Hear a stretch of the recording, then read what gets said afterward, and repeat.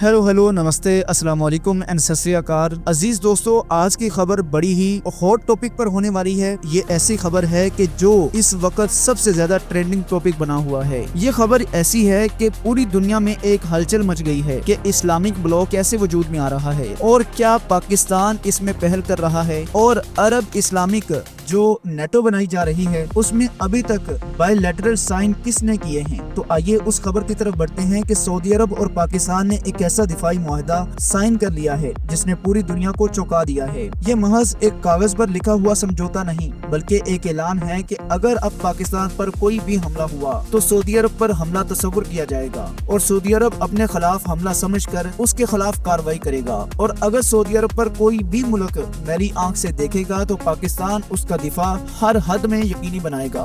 ये वो लम्हा है जिसे रियाज की फजाओं में महफूज कर लिया है। वजीर आजम शहबाज मोहम्मद शरीफ और वली अहद शहजादा मोहम्मद बिन सलमान के दरमियान ये मुआहिदा हुआ है और सऊदी हुकाम ने दो टोक अल्फाज में कहा है कि ये दिफाई ढाल हर तरह की जंगी तैयारी को शामिल करती है। पाकिस्तान एटमी कुव्वत है, सऊदी अरब मुस्लिम दुनिया की क़यादत करता है और दोनों का ये इत्तेहाद एक ऐसा पैगाम है जिसने दुनिया की बड़ी ताकतों को हिला के रख दिया है। अब बढ़ते हैं दूसरी खबर की तरफ। चीन ने एक बार फिर साफ ऐलान कर दिया है कि ताइवान उसका अटूट हिस्सा है और हमेशा उसी का ही रहेगा। चीन के वजीर दिफा डोंग जॉन ने सुबह सवेरे ही एक बड़ा बयान दिया है कि कोई भी ताकत दुनिया की कोई भी हुकूमत हो और कोई भी साजिश ताइवान को चीन से अलग नहीं कर सकती। उन्होंने खबरदार किया है कि पीपल लिबरेशन आर्मी हर उस कोशिश को कुचल डालेगी जो अलहदगी की राह हमवार करेगी और ये भी कहा है कि हथियारों की दौड़ और जंगी ब्लॉक्स इंसानियत को तबाही की तरफ धकेल रहे हैं। दुनिया को अमन चाहिए, तामुन चाहिए, ना कि तबाही और साजिशें। तीसरी बड़ी खबर है गजा के महाज पर एच ब्रिगेड और मुजाहिदीन ब्रिगेड ने आज इसराइली फौज पर जबरदस्त हमला किया है। खान यूनस के जनूब में मतजाद चौराहे पर इसराइली फौजी ठिकानों पर 107 मिलीमीटर के रॉकेट बरसाए गए। इसी दौरान एच ने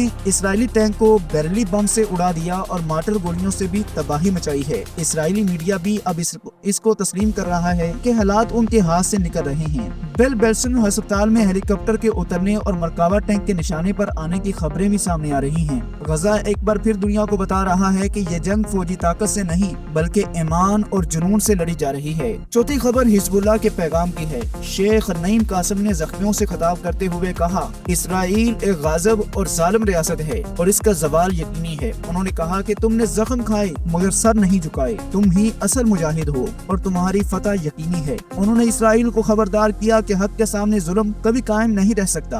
पांचवी बड़ी खबर बैरूत से आई है जहां हजारों लोग जख्मियों और शोहदा की पहली बरसी के मौके पर सड़कों पर निकल आए। इस कारवां का नाम रखा गया हम संभल चुके हैं। ये एक ऐलान है कि बमबारी से जिस्म तो जख्मी हो सकते हैं मगर इरादे नहीं टूट सकते। शेख नईम कासिम ने कहा है कि हम चल रहे हैं और चलते रहेंगे। इसराइली वजीर आजम ने भी माना कि ये हमला जानबूझकर किया गया था लेकिन सवाल इसराइल से नहीं हमारी हिम्मत से है और जवाब एक ही है, हम झुके नहीं हैं, हम डटे हुए हैं। छठी खबर इसराइल की है। इसराइल छोड़कर जाने वाले यहूदियों के बारे में है कि इसराइली अदारों के मुताबिक 2024 में 82,000 लोग इसराइल छोड़ गए हैं जबकि वापस आने वालों की तादाद सिर्फ 31,000 ही रही है। तल अबीब जो कभी जदीयत और अमन की अलामत समझा जाता था आज खौफ और बदअमनी का मरकज बन चुका है। अंदरूनी सियासी बहरान, मुआशी जवाल और गजा की जंग ने इसे एक मैदान जंग में बदल दिया है। सातवीं बड़ी खबर है नेतन्याहू के ऐलान पर। नेतन्याहू ने ऐलान किया है कि आज गजा पर जमीनी हमला शुरू कर दिया गया है। सुबह से शाम तक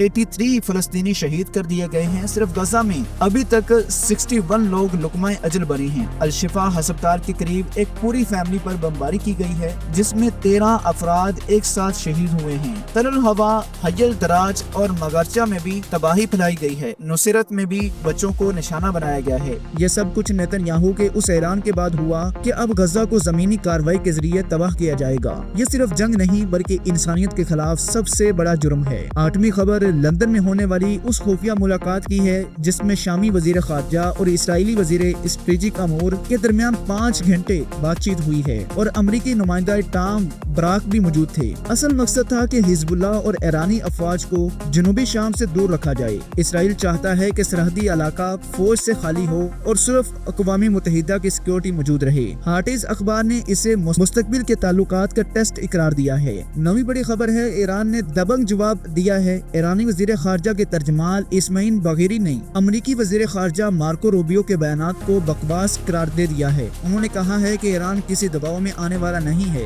اور اگر IAI معاہدے پر زبردستی کی گئی تو ہم فوراً معاہدہ ختم کر دیں گے۔ انہوں نے قطر پر حملے کو بھی امریکی سرپرستی قرار دیا اور کہا کہ شام کی تقدیر صرف اس کی عوام کے ہاتھ میں ہے، کوئی غاضب فیصلہ مسلط نہیں کر سکتا۔ اور 10ویں خبر امریکہ سے آئی ہے، جہاں غزہ کی حمایت اب جرم بن رہی ہے۔ کارنیل یونیورسٹی کے 2 اسٹوڈنٹ محبوب تالا اور اما تھامس صرف اس لیے چھپنا پڑا کہ انہوں نے غزہ کے حق میں آواز اٹھائی۔ امریکی ایجنسیاں ان کے جی میل اور فیس بک ڈیٹا تک پہنچ گئی ہیں اور گوگل نے بغیر اطلاع دیے یہ ڈیٹا حکومت کے حوالے کر دیا ہے۔ ماہرین کہہ رہے ہیں کہ یہ ایک ڈیجیٹل وچ ہنٹ ہے، جہاں اختلاف کو دشمنی سمجھا جا رہا ہے اور غزہ کے لیے آواز اٹھانا اب امریکہ میں سب سے بڑا خطرہ بنتا جا رہا ہے۔ ناظرین، یہ تھی مشرق وسطیٰ کی 10 سب سے بڑی خبریں جنہوں نے دنیا کی سیاست کو ہلا کے رکھ دیا ہے۔ اب سوال یہ ہے کہ آنے والے دنوں میں یہ اتحاد، یہ جنگیں اور یہ بیانات کس شکل میں دنیا کے مستقبل کو بدلیں گے؟ اپنی رائے نیچے کمنٹ سیکشن میں ضرور بتائیے گا۔ میں ہوں آپ کا میزبان محمد وقاص، آپ دیکھ رہے تھے